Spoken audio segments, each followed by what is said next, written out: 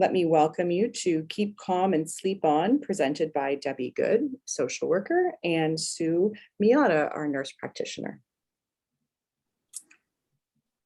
Welcome, everyone. Hello. We'd like to give thanks to some of the people that helped us with some of the slides. So those are the people that we've begged and borrowed from. And it's myself, Debbie, and Sue who are presenting today. We don't have any interest in this material. We're not benefiting, except hoping to help some folks with some sleep issues. So we're going to talk really about what healthy sleep is, right? So sleep is a normal phase of each 24-hour period. And for those of us who are adults, healthy sleep really means that you are feeling rested during the daytime, right? And normally, it should take you about 10 to 20 minutes to fall asleep at night. On average, we need between 6 and 9 hours of sleep. That differs for each and every one of us. It's very individual. You might wake up briefly, and that can be 1 to 10 minutes per awakening during the night. And you can expect to wake up 1 to 4 times a night. That's normal, right? Sometimes people think it's not normal to wake up during the night. And I always say, and not just to pee, right? Because that's part of aging. And you might take an afternoon nap. And really, for up to 30 minutes, and we know napping has really good restorative qualities to it for us, and is very healthy and normal for people who don't have health or sleep issues. We really do take sleep for granted unless we start to have sleep problems. Then we start to realize how important sleep is, right? It's very essential. And we realize how fortunate we are when we get good sleep. When you're not a good sleeper, it can certainly feel like everyone else in the world is asleep and you're the only one awake. We sometimes see people like on social media, right? Am I the only one awake? And then you'll see other people answering, right? However, if you're awake when you'd like to be sleeping, you're not alone. Approximately 20 to 25% of people around the world are really dissatisfied with their sleep. And the top sleep problem is really insomnia, right? It affects the largest number of people.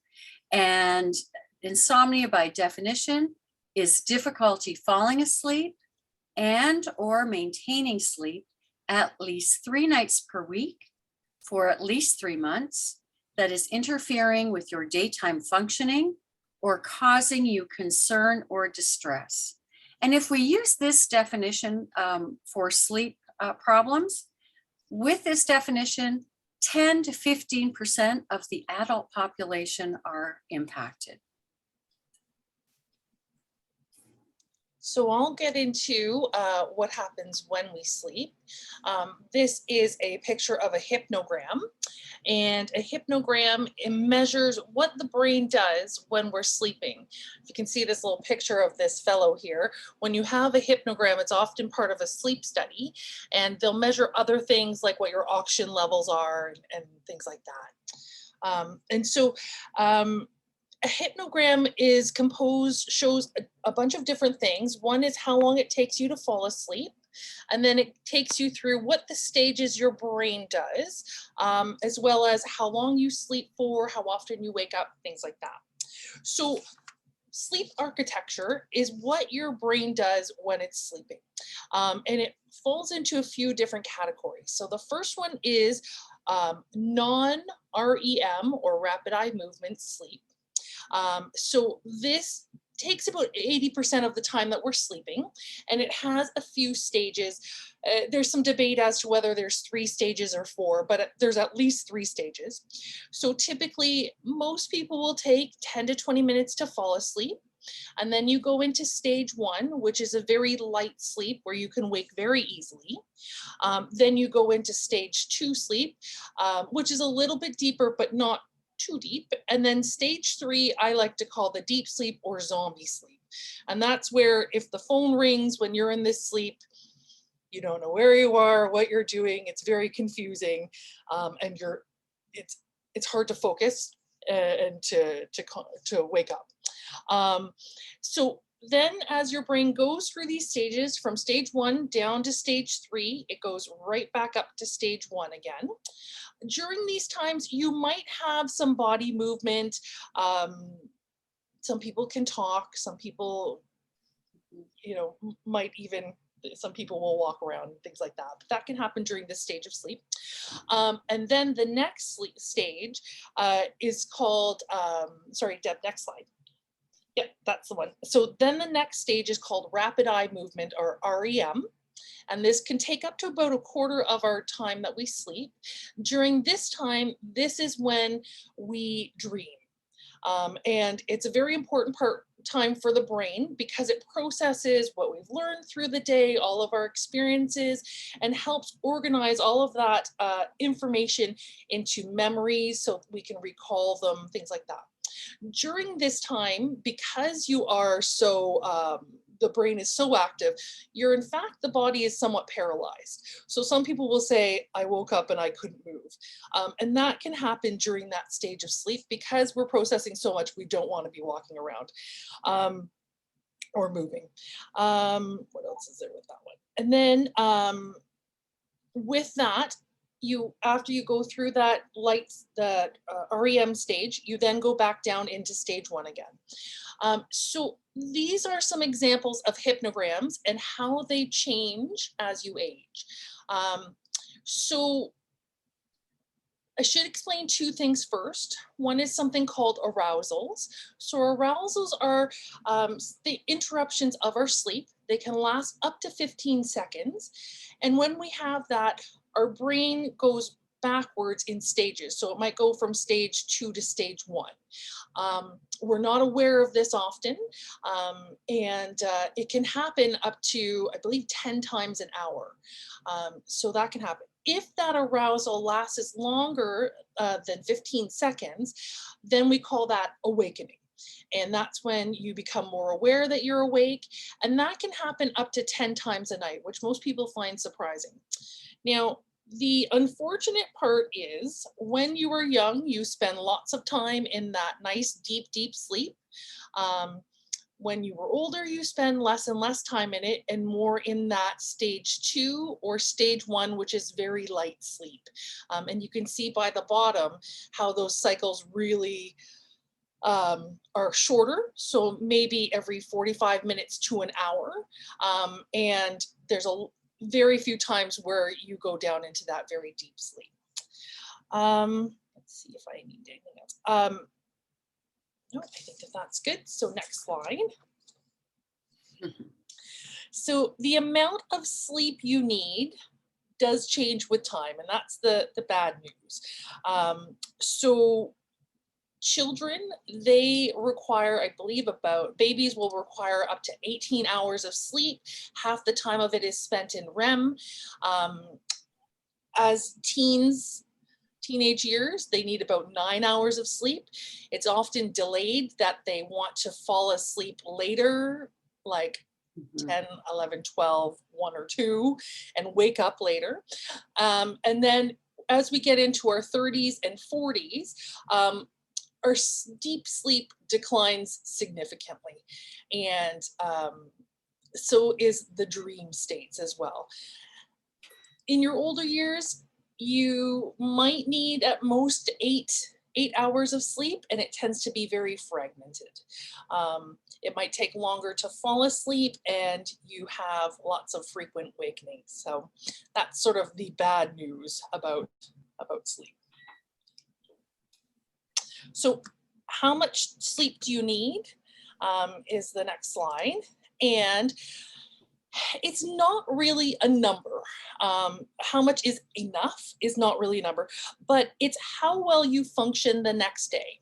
Are you waking refreshed? To a degree, you can be groggy for the first 20, 30 minutes of the day, and that's fine. But feeling refreshed the next day, if your concentration is good, if you can focus on your tasks, your energy is fairly good, and you're functioning fine, then that's enough for you. Whether that be 6 hours of sleep, 8 hours, everybody is different.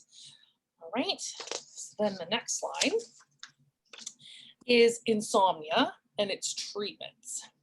So this is the best practice to treat insomnia. And the very first step of it involves your family doctor, nurse practitioner, and it's to address the other concerns at the bottom there. And we'll get into that in a second. So then the next step is to do psychoeducation, which is something like we're doing today, talking about what's realistic as far as expectations for sleep and what we can do, healthy sleep practices, behavioral strategies, which is like your CBTI that we'll talk about. And then finally, the very last thing we can try is medications, although that's most of the time what people come in for the first exposure to sleep medicine, but we'll talk about that as well. So to address your other concerns, there are many medical conditions that can cause poor sleep, and these are just a few of them. There's also medications that can cause poor sleep, and so it's very important to talk to your doctor, nurse practitioner, physician assistant, and your pharmacist to talk about, are any of my medications impacting my sleep, or any health conditions impacting my sleep. And we may do things like blood work or send you for a sleep study, just to make sure that you don't have something like sleep apnea, restless leg syndrome, acid reflux, things like that. There are some other causes of poor sleep as well to think about, and these are within your realm of control. And that would be like the last exposure to, medications for insomnia. Oh, we might have slipped a slide. Yeah, that's okay. So the other causes for poor sleep can be caffeine. There you go, the last dose of caffeine that you had, nicotine, although most people that are smokers say that it calms them down. However, when you go through withdrawal, that may in fact wake you up again. Alcohol, some people will have alcohol before bed because they feel like it sedates them, which it can. However, it interrupts the quality of your sleep, as well as changes the REM sleep that you have, and it can rebound. So you might initially fall asleep, but then you wake up. Street drugs and exercise I've added to this slide because depending on what point of the day you are exercising, it can be activating, and if that's too close to bedtime, you can run into troubles. All right, so medications for insomnia. Insomnia itself is not a specific neurochemical imbalance. So there's not really a cure or treatment. That's bad news. Medications are not the first line for insomnia, not the treatment of choice, let's say. They're meant to be used temporarily, sparingly, and cautiously, all right? Because they do have some side effects, and we'll get into that. Non-prescription medications that many people have tried prior to coming in to see the doctor's office, the doctor or nurse practitioner, would be things like melatonin. Sorry, Deb, next slide. Yep, there we go. Melatonin, which is a hormone that you can buy from the pharmacy. It might decrease the time to fall asleep. There's other herbal treatments that you can try, chamomile, lavender. Again, if you have seasonal allergies, maybe don't take these. That can cause you more troubles than help. A lot of people have tried things like Gravol, Benadryl, Nitol. Those are early generation antihistamines, and they can sedate you as well. And then some people will talk about cannabis. There's not a lot of really good medical studies on how it helps with sleep. And certainly we need more trials to look at that and see, is it the THC, is it the CBD, and how it can impact your sleep. So next is prescriptions, and this is where I see most people coming in saying, please give me something. So there are lots of options to treat sleep issues, and they all sound wonderful. You can see the list there, and it's you know, people really want them. But the problem is, while they can help reduce the time it takes to sleep, maybe reduce some awakenings, help with pain is another thing that it can do. They can they're not all wonderful. So on the next slide, you'll see that really when we look at how long medications, how they really work, they might get you to sleep about 7 minutes faster than you normally would. And you typically do not sleep longer than you normally would, maybe 14 minutes longer. So it's, again, not our first treatment because there's risks to it. And that's the next slide. And the risks that we get concerned about would be having sedation, big risk for falls, having amnesia. Ativan can cause amnesia. And a lot of these can depress your respiratory drive. So when you hear about people overdosing, that's because their respiratory drive has been decreased. And so some of these medications can contribute to that. And so we get quite concerned about it. Definitely, you can't take these medications with narcotics. Unfortunately, these medications, your body can develop a tolerance to them, meaning that you need more and more of the medications to get the same effect. You can become dependent on these medications where you feel you can't sleep without them. And a lot of them have risk for abuse. So again, we're very hesitant to give these medications. They do have a place in time. They might be something that we, again, try sparingly, very cautiously, and rarely. And they're definitely not meant to be taken nightly.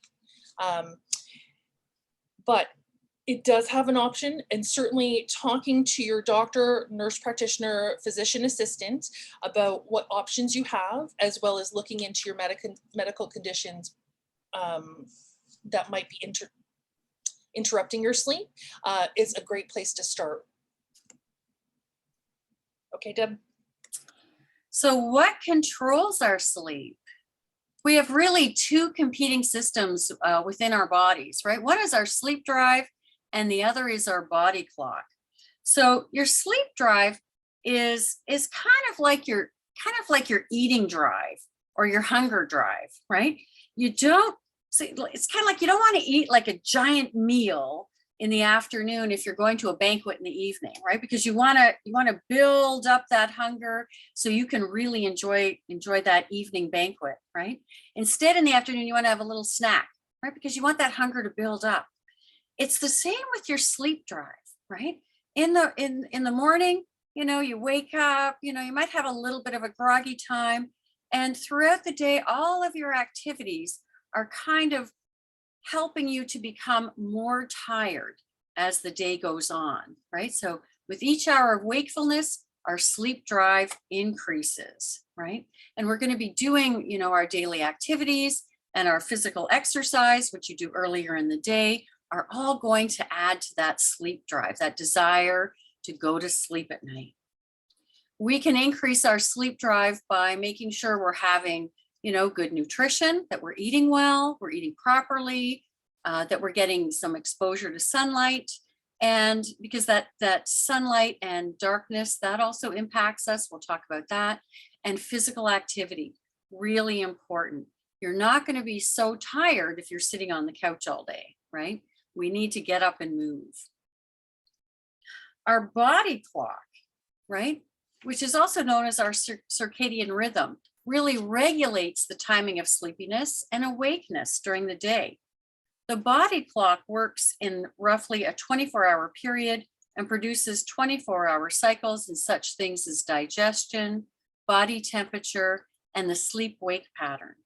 For example, if we record, our body temperature for several days in a row, we'll see a consistent up-down pattern or a rhythm in temperature across that 24-hour period.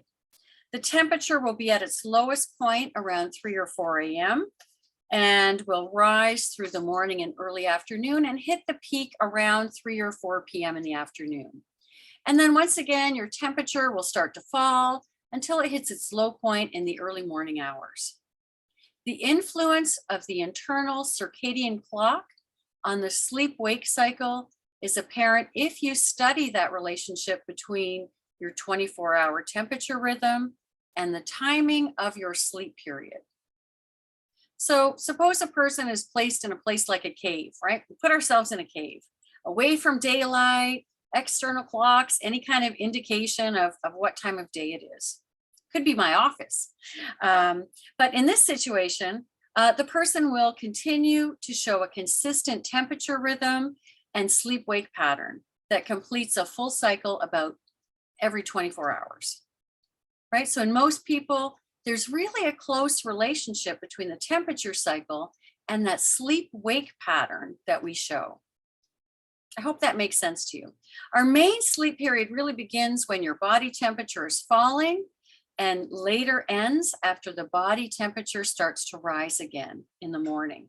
So hence, although the 24-hour temperature cycle doesn't control our sleep-wake pattern, the temperature rhythm reflects the working of the body clock.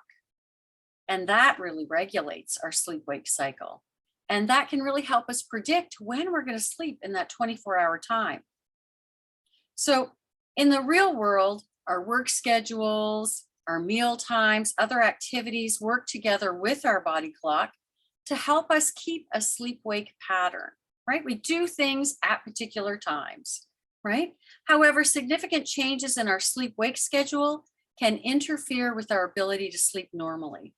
And this, an example of this is really if you think about jet lag, right?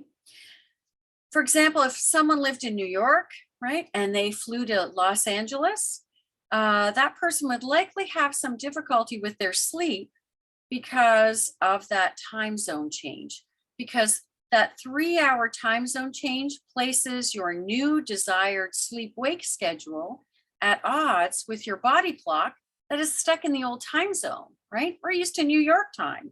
Now we're in California, right?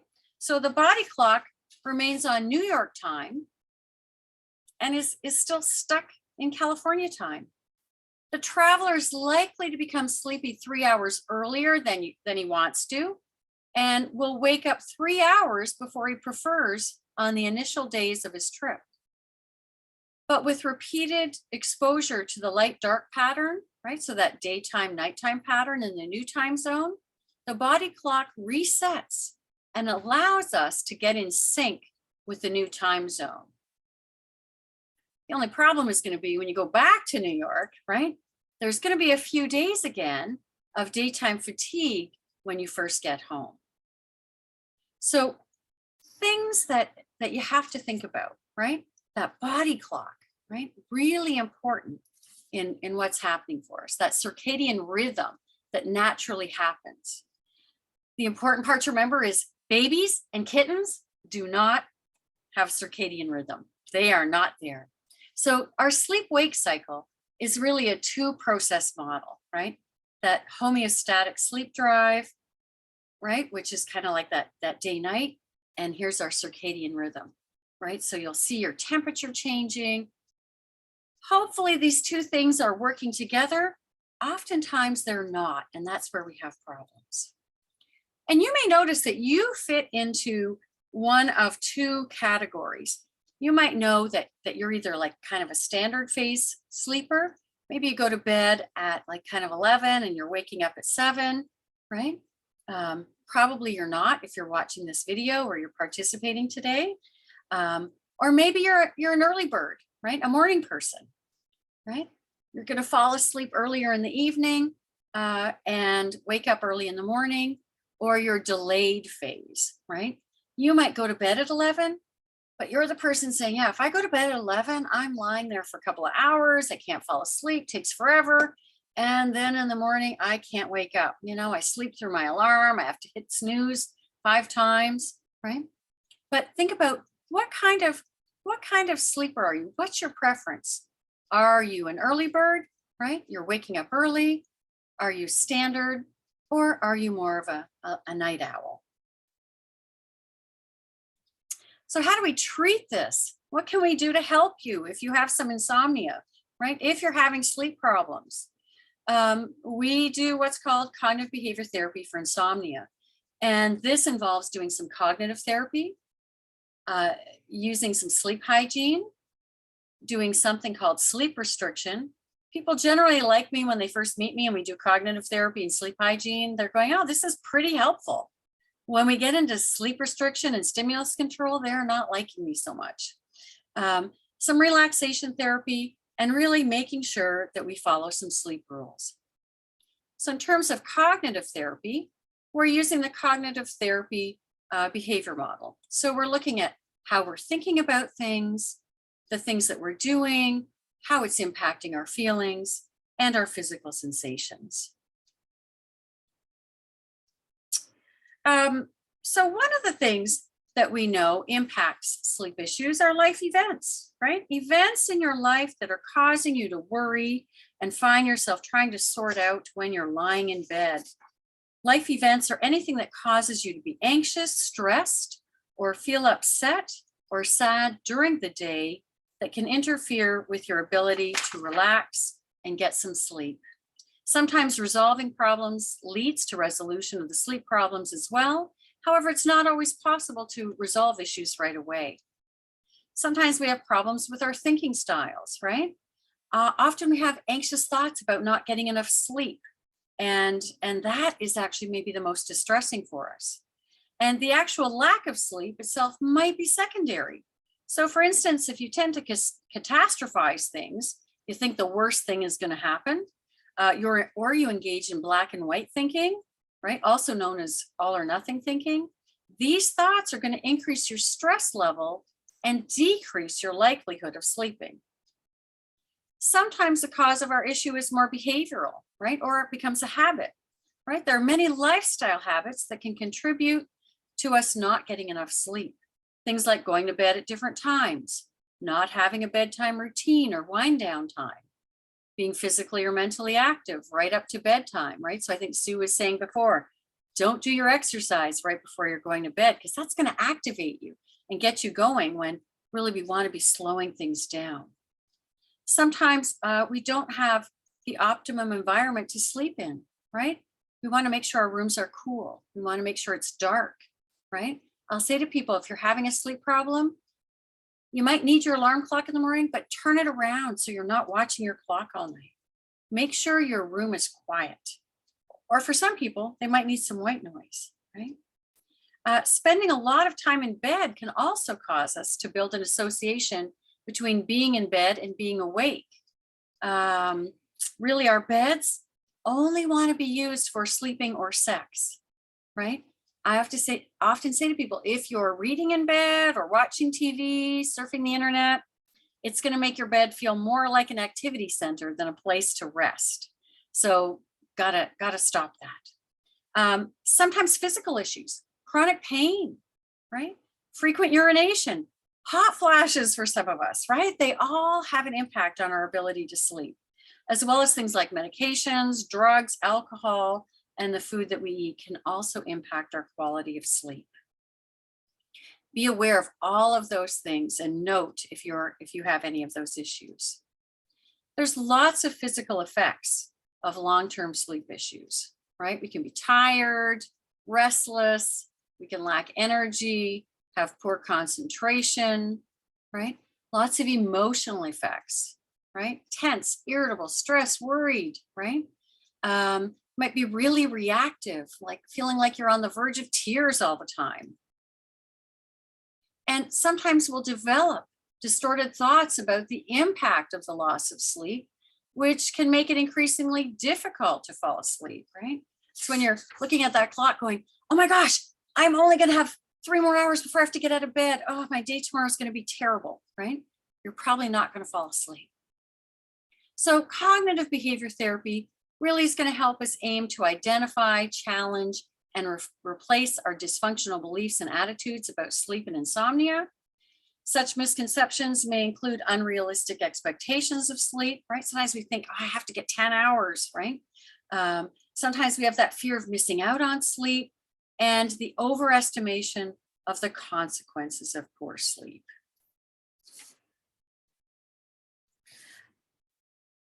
So our cognitive distortions, right? Sometimes our mind is a bit overactive, right?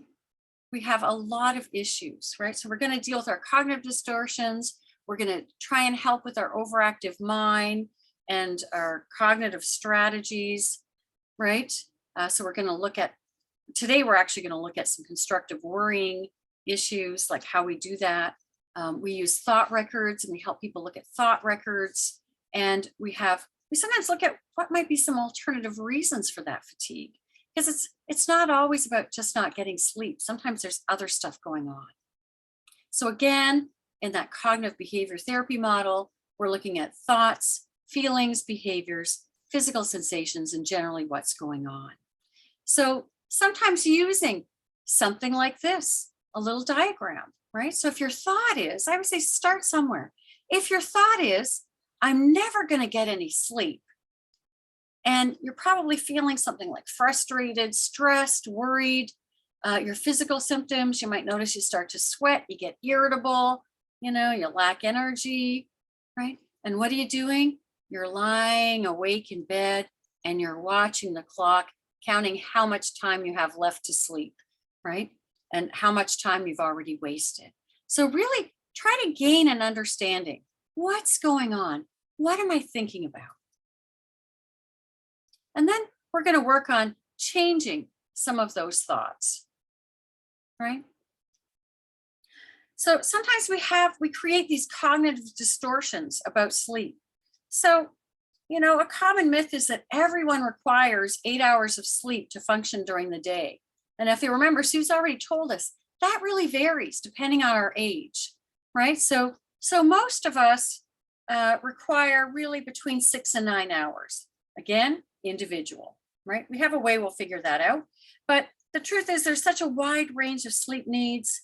The average amount of sleep needed for an adult is, between that 6 and 9. And really sleep quality is probably far more important than the total amount of sleep. So you might want to say to yourself, there's a wide range of sleep needs, right? I don't necessarily have to have 8, right? A second cognitive distortion or myth is that we tell ourselves, if you've had a good sleep, you should wake up feeling refreshed, right? So it's natural to spend 20 to 30 minutes sometimes feeling a little bit groggy. This is called sleep inertia. Some people call it sleep drunkenness, right? It's transient and it's likely affected by the sleep stage from which you were awakened. If you're a night person, you may experience more sleep inertia than the average person, right? I can tell you, I'm an early bird. I don't really have too much sleep inertia. I'm generally pretty alert right away, right? My husband is a night owl, so he has no idea how I can possibly do that. He thinks it's insane, right? But he's very groggy for probably the first 30 minutes after he wakes up. Myth number 3, if you wake up a couple of times during the night, even though you fall back to sleep pretty quickly, it must be having a negative effect. Truth, brief arousals are normal part of the sleep process. Although most are not long enough to be remembered in the morning, the average number of awakenings per night is 12, and a normal amount of time to spend awake in bed is up to 30 minutes. So those of you that have, your Apple Watch or your Fitbit and you're looking at it, I remember when they first came out and I was hearing people say, oh my gosh, I'm waking up like 20 times a night. I'm like, yep, that's okay. You're not really remembering them, right? But it's telling you that, right? It's okay. Brief arousals are a normal part of the sleep process. You're normal. Fourth myth, if you spend more time in bed, you'll get more sleep and feel better the next day, right? Sleep quality is more important than quantity. In addition to interfering with the sleep driver and your biological clock, spending extra time in bed may actually increase depression. So really know that sleep quality is far more important than quantity.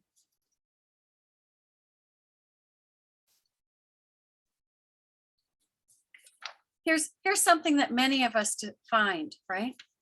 We go to bed and we discover my bed is a magical place where I suddenly remember everything I was supposed to do. Many of us have had that experience, right? We get into bed, we find ourselves thinking about a problem or problems that we have to solve. It's rarely ever productive, right? And we end up going over and over the same material, well, we become increasingly anxious about it. And really, we really encourage you to try this exercise, right? So write down a problem facing you that is the greatest chance of keeping you awake at bedtime. And you're going to have two columns, right? So one is the worry or the concerns. And in the next category, you're going to write solutions, right? I said, divide your page in two. What's your worry or your concern? And then you're going to write down some of the solutions, right? What's the next step that you might be able to do to help fix this problem? If you know how to fix the problem completely, then write that down. If you decide it's not a really big problem and you'll just need to deal with it when the time comes, then write that down too. If you decide that you simply do not know what to do about it, then ask and you need help, right? Then write that down, right? But you're going to be writing these things down for yourself. I say, do this. I always say, like, do it like a few hours before you're going to bed at night, because you want time to kind of bring things down. And repeat this for any other concerns you might have. Then I say, fold that constructive worry sheet in half and place it next to you on the nightstand so you don't have to think about it again, right? Leave it there for the night. You're not going to forget about it, because sometimes that's what keeps us up, right? I just remembered I forgot to do X, right? And then we have to think about it all night because we're worried we're going to forget about it again. So if it's written down, you write down the concern, you write down what you're going to do about it, and you put it aside for the morning. Sometimes a really helpful kind of thing to do. So changing our behavior is the other thing we try to do in cognitive therapy, right? We gave you a strategy for working on your worries. Then we're going to look at how do we make a change behaviorally, right? So we have some lifestyle factors, right? Sue's already mentioned watching your caffeine intake, your nicotine, your recreational drug use, alcohol, diet. We want to make sure you exercise, but not too close to bedtime. Watch out for animals, right? Sometimes our dogs and cats getting in and out of bed with us can be really problematic. Watch your screen time, right? Really watch that. You don't want to be using that in bed, right? Bedroom factors, noise, right? Do you need to wear earplugs? Do you need white noise, right? Everybody's a little bit different. We want to keep our rooms around 18 degrees Celsius. We want to make sure we have some fresh air. Some people keep their window open just a little crack, right? So that we have good air quality. Make sure you have a really comfortable mattress, pillows, right? Watch your lighting, right? We want our rooms dark.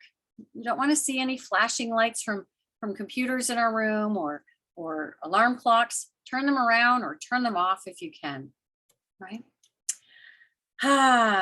Here's some of the fun stuff. Once we've dealt with all of those things that we've talked about, next, really helpful in terms of our sleep is our sleep restriction.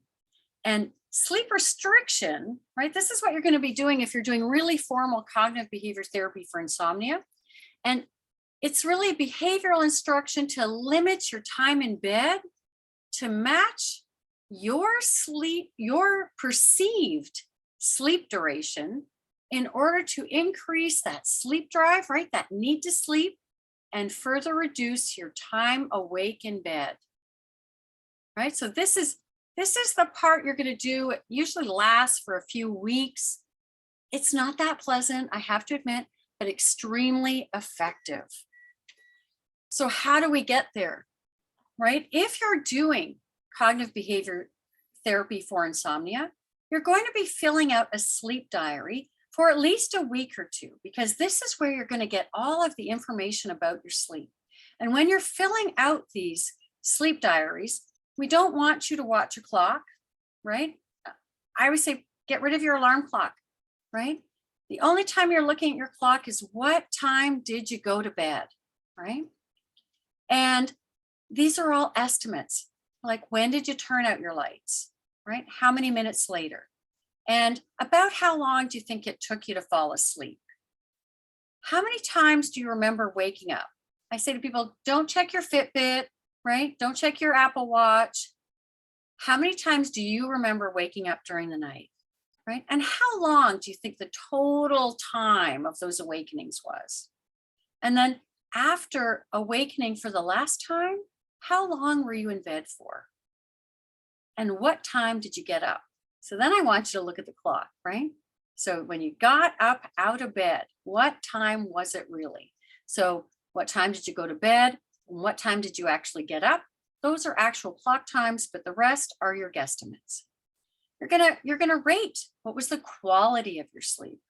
Was it like not very well? Was it great? Was it excellent, right? Did you have naps during the day? How many? How long? Did you have any alcohol? When and how much? Did you take any sleep medication, whether that's prescribed or that non-prescribed medication that Sue talked about, right? People using things like Gravol or Nital, right? Are you using that?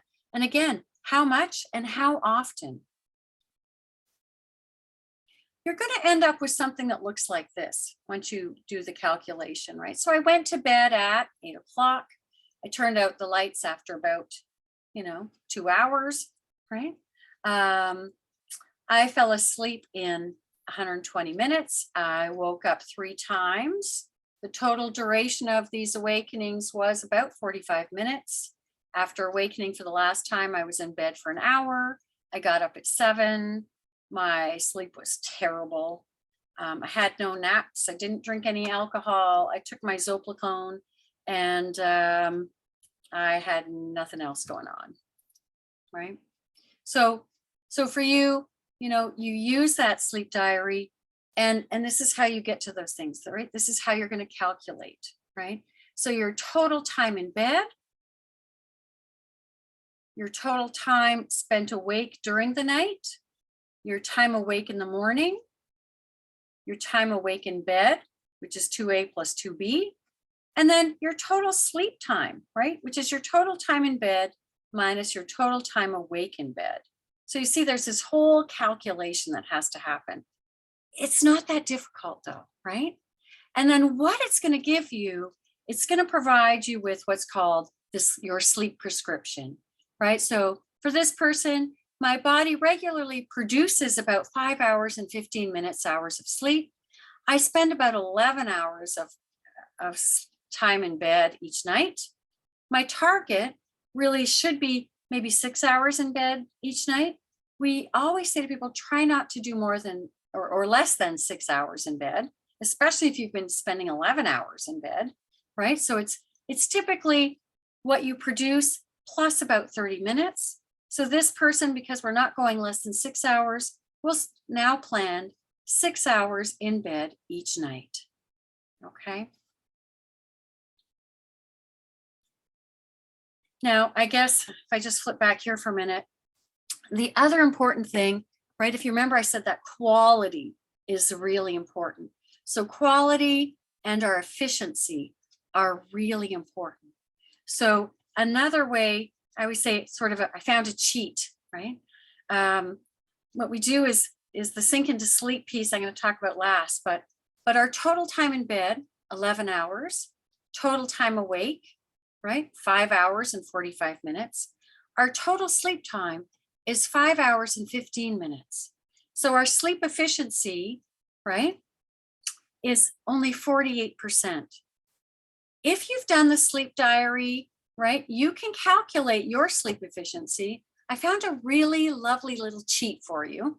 And if you go to the website Sink Into Sleep, and this is a website created by Judith Davidson, and I have a reference to her book, but she has this lovely website, sinkintosleep.com. And if you go into her resources, she has a sleep efficiency calculator that you just type in your numbers online, and it will tell you what your sleep efficiency is for even just for like last night, right? So a really lovely little cheat. And this person is only at 48%. Generally, we want over 85. Unless you're 65 and up, then you want at least 80%, okay?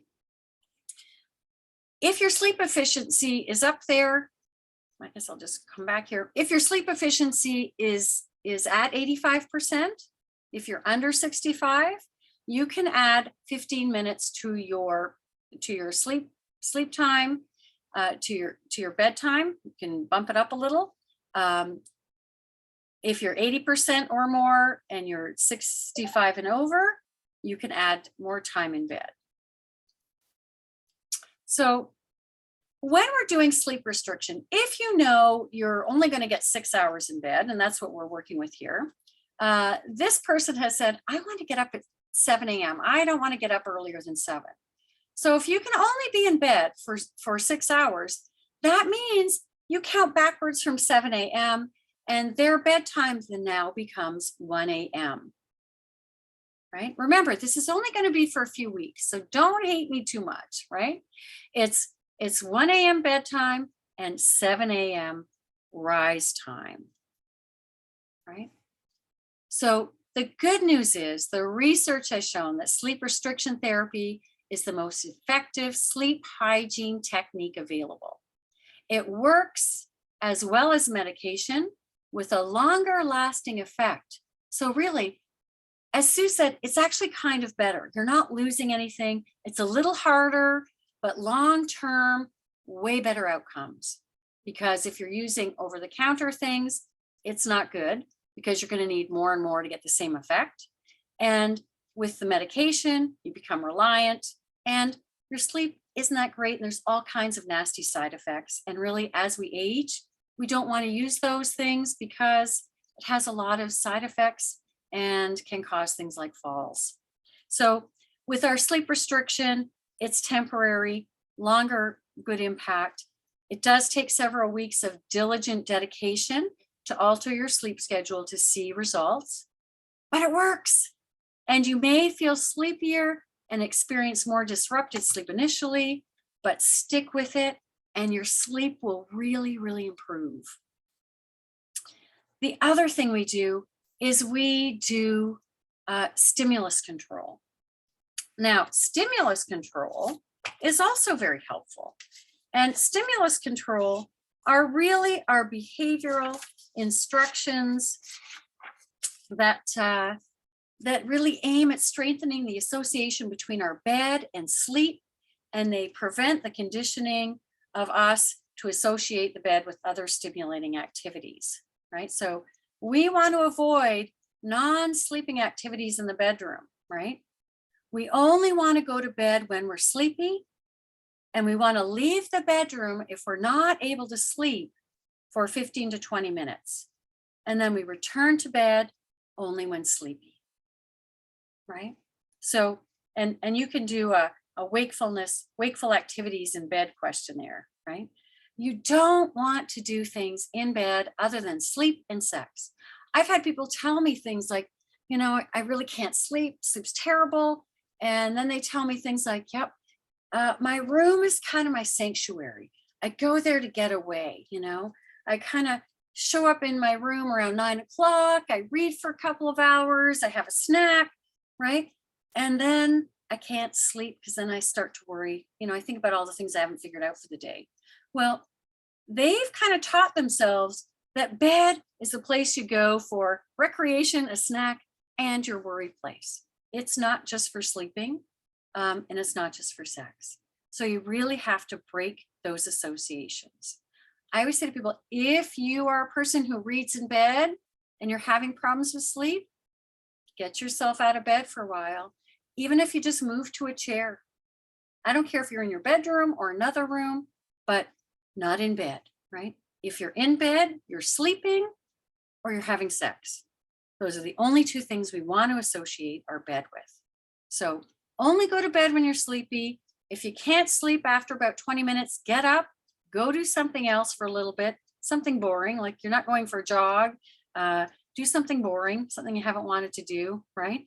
And only go to bed when you're sleepy, right? The next thing we're going to do is we are going to, you know, learn how to relax, right? Because we need sort of that downtime when we're going to bed.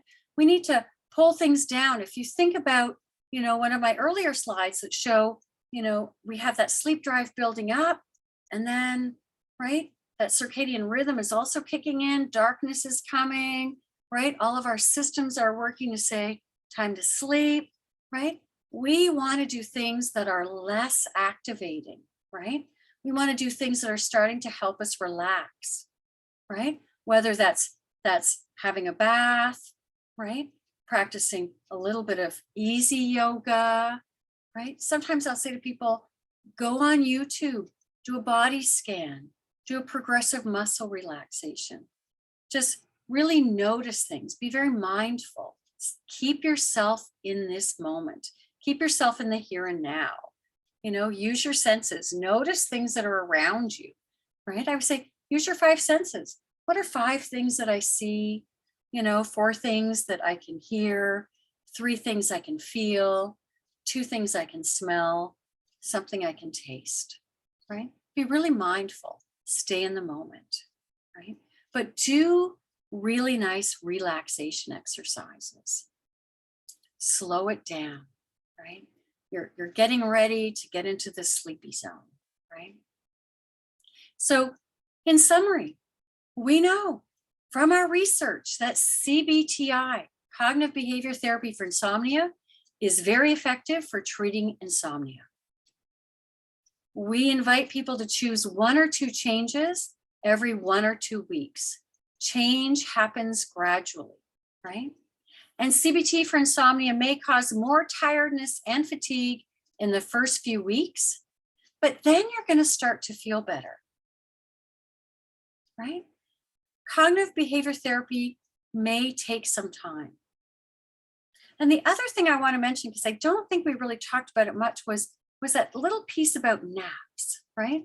If you're having struggles with sleep, with insomnia, we always say to people, please don't nap unless absolutely necessary, right? Don't nap during the day. And if you absolutely have to nap, when you're going through this process, try to limit it to 20 to 30 minutes. And then stop, because you don't want it to interfere with that sleep drive, right? So we know if you stop your napping at 20 to 30 minutes, you get that full restorative quality, but it doesn't interfere with that increase in sleep drive. So end it after 20 to 30 minutes. And really, we say, make sure you do nap, especially if it's going to impact your safety, like if you're going out to drive or something, because you don't want to be so fatigued that it impacts you in that way. We don't want anyone to be at risk, right? So, and napping really should happen between 1 and 4 p.m. Because that's the time that we know if you actually if you ever did track your temperature and we're looking at sort of how that rhythm happens, we know that it's in that afternoon time that we're more driven to have that restorative sleep, to have that 20 to 30 minutes of sleep. So be careful with your napping is all I'm saying, right? Do it to keep yourself safe, limit it to 20 to 30 minutes if you absolutely have to nap, right? And if you're not having problems with sleep, I think I mentioned in the beginning, napping for some people is very healthy and very helpful. So not a worry in those situations. So CBTI really can take some time, right? If you've developed sleep problems over time, you're not going to cure it in 2 or 3 weeks, right? Follow up with your healthcare team, right? Your physician, your mental health counselor, your pharmacist, any healthcare provider that might be beneficial for you. We do have sleep rules because that's part of this, right? So sleep rule number 1, wake up at the same time every day, right? So regardless of how many hours you sleep, including weekends, right? It's not a time to make up, right? Sleeping in makes it harder for you to fall asleep at your desired time. You need to get your body moving and ensure that you have morning light exposure. And make sure that this is at least 30 minutes within 1 hour of wakening. Sleep rule number 2, right? Move your worries out of the bed environment, right? So if you worry in bed, it can become the place conditioned to be where your mind turns on, right? So deal with your worry and anxiety earlier in the evening.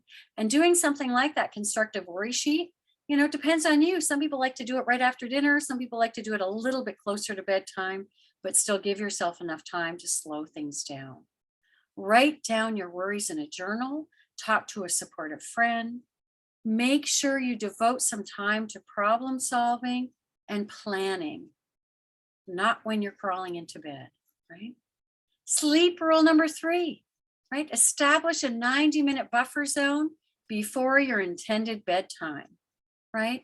Dim the lights, become a bit more sedentary, do something pleasant, some relaxing activities, and really no backlit devices, no phones, no iPads, right? None of that.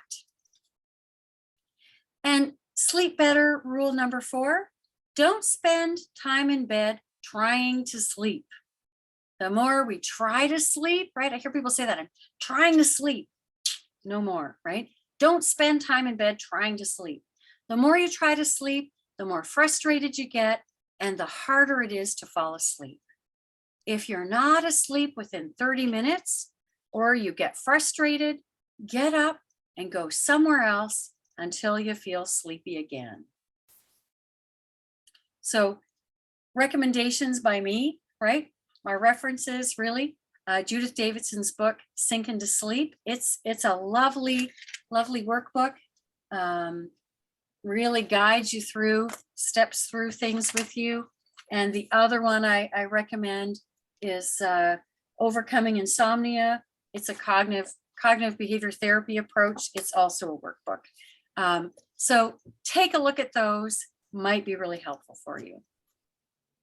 Thank you for attending and viewing, right? For those of you who'll be watching this webinar, if you have any further questions or concerns regarding sleep, you could use our single session counseling service, right? It's offered Wednesday mornings from 9 till noon. Just call the office on Wednesday morning, book an appointment, right?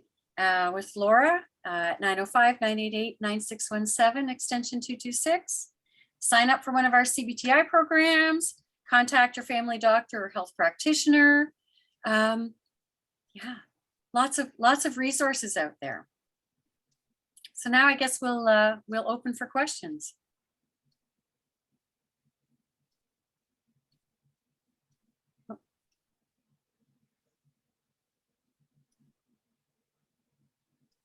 Kristen, are you reading the questions? I can if you'd like.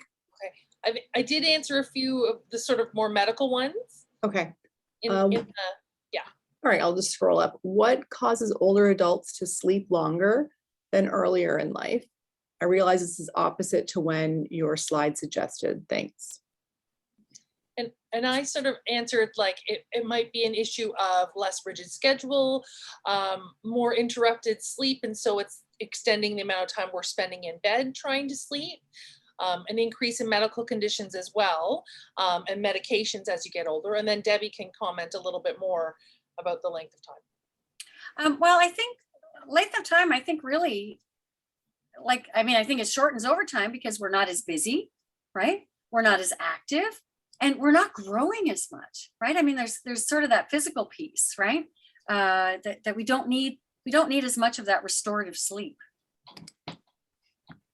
Okay, how does illness cause temperature rises, fevers affect sleep-wake schedule? So I think I partially answered that because I had to look up the answer, to be honest. That when it's probably a couple of issues. First thing is when you're sick, there are some changes within the brain that change. I guess you don't go into quite that deep stage 3-4 sleep, as well as the fever itself and an increased temperature in the brain changes your REM sleep as well. And apparently you get more vivid or different kind of dreams. As far as what it does to the sleep-wake cycle itself, like in sort of a circadian rhythm kind of thing, it throws off your schedule is what it does. I suppose the change in temperature does also impact your the production of melatonin too. So it might impact it that way as well. Debbie, do you have any? Yeah, I think that makes sense, because if you think about how temperature impacts, right, that circadian rhythm, that sleep-wake cycle, right? If you're having a fever, it's going to impact that, right? When that temperature is rising, yeah, it's going to be difficult. And I suppose too, also the need for sleep is going to be stronger because your body is dealing with some sort of infection and needs to fight it and then heal afterwards. We need more restoration, right? I mean, that's what it's saying, right? You need more restoration, right? Right. And I guess maybe that would be true as well for that previous question, right? About, sometimes we do need, and I guess I saw it in the chat, somebody asked why some older people might need more sleep. If you've had any health issues where you are healing, then that restorative sleep becomes more important, right? You need that rest. But again, remember, quality is more important than quantity. There's so many factors that impact our sleep. Yeah. There's someone wrote, I'm feeling much better about my sleep habits. What I see as issues are really normal. Thank you very much.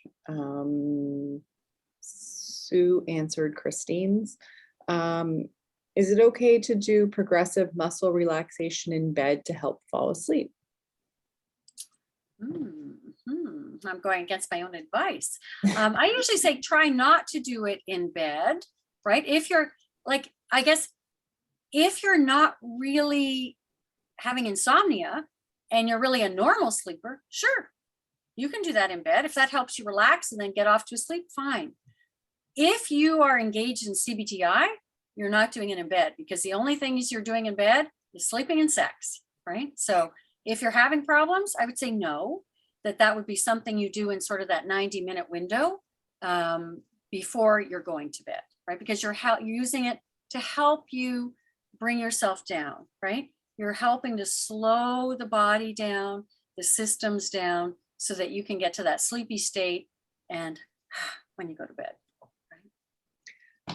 How do you handle when waking during the night? My mind starts thinking and then it's difficult to fall asleep again. I would say use your constructive worry sheet, right? Write down what it is you're worried about. Possible solution, fold it up by the nightstand, wait till the morning. Nothing you can do about it at 2 a.m., right? Nothing you can do about it. So put it aside and really just remind yourself, I'm doing the best I can. Nothing I can do about this till tomorrow. So put it aside, get some rest. Just a question, there will be a recording of this on the website and our YouTube page by Friday. Could you please repeat the last 4 points, bedtime, i.e. last 90 minutes, no screen time, etc.?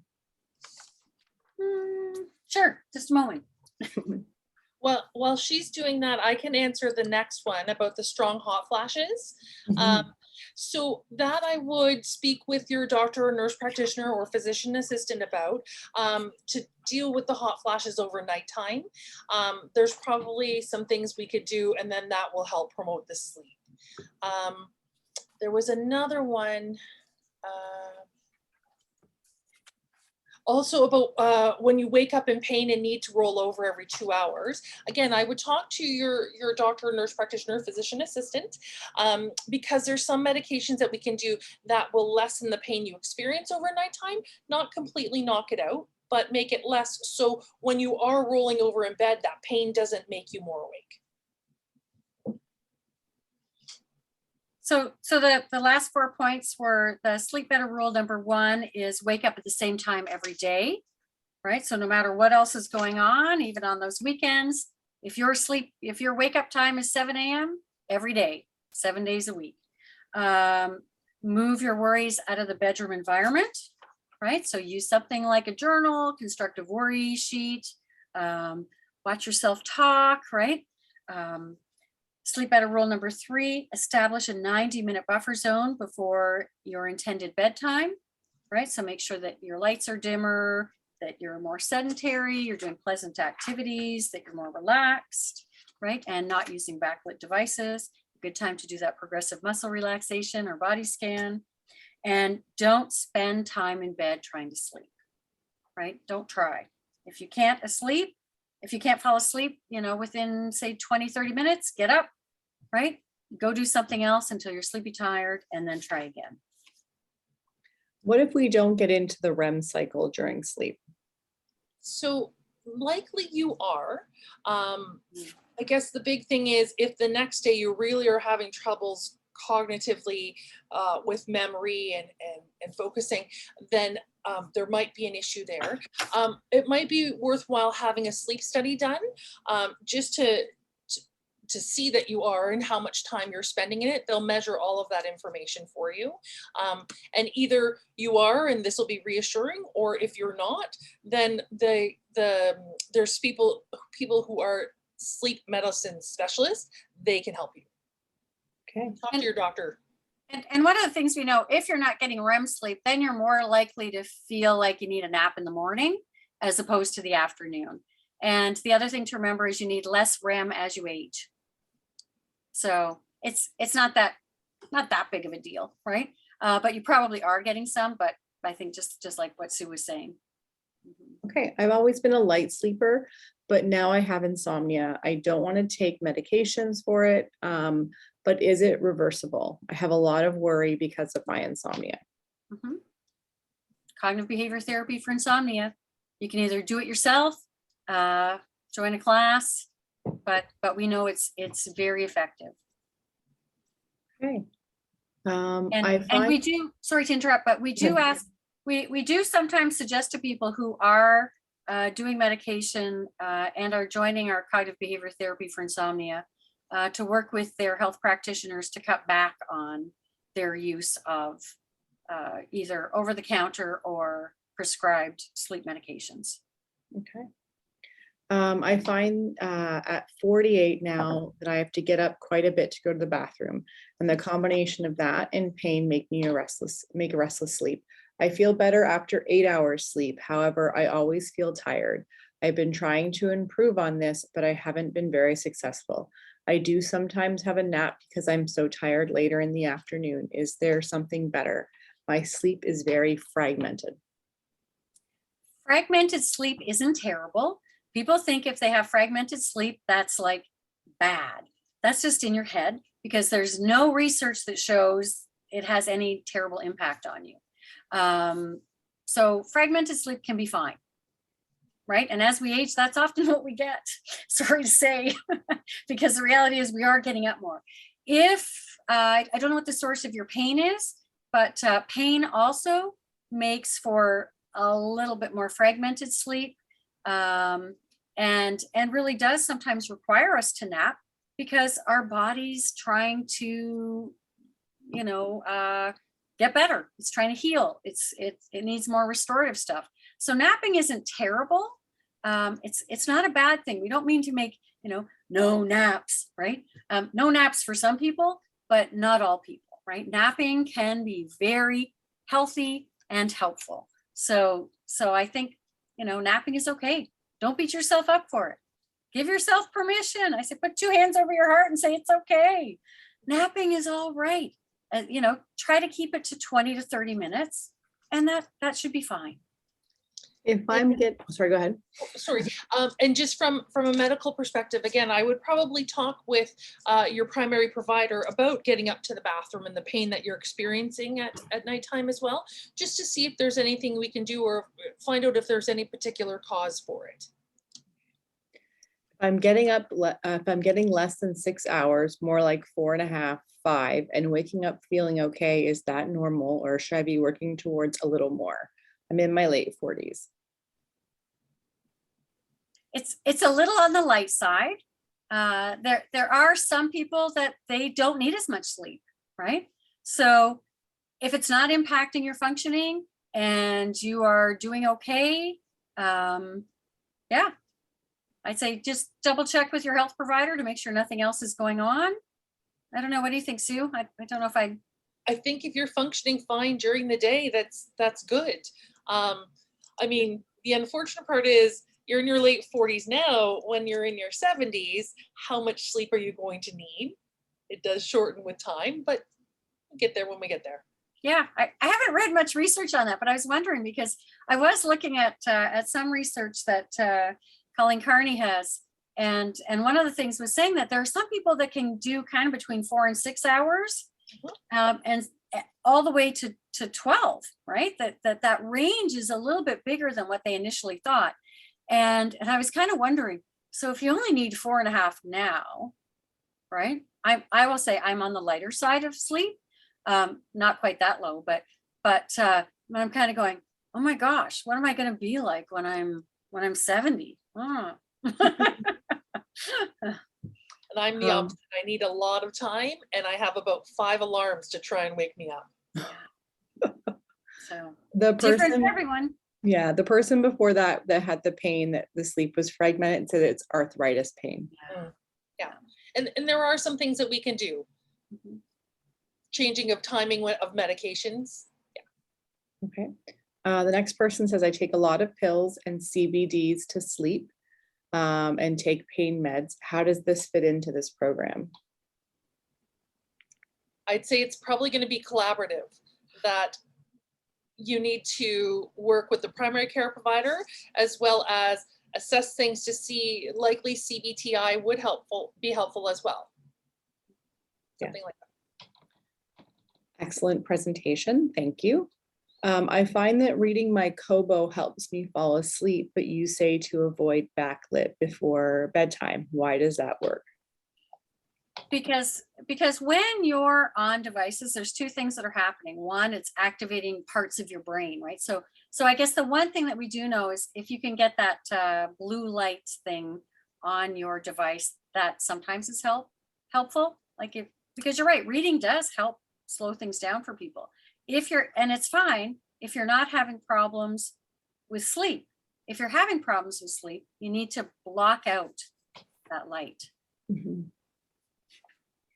The person that gets 4.5 to 5 hours wrote, I've been like this since I was a kid, 4 to 5 hours, more than 6, I'm a bear. It's who you are. Well, that's all the questions. So thank you very much. Thanks, everyone. Have a good day. Have a great day.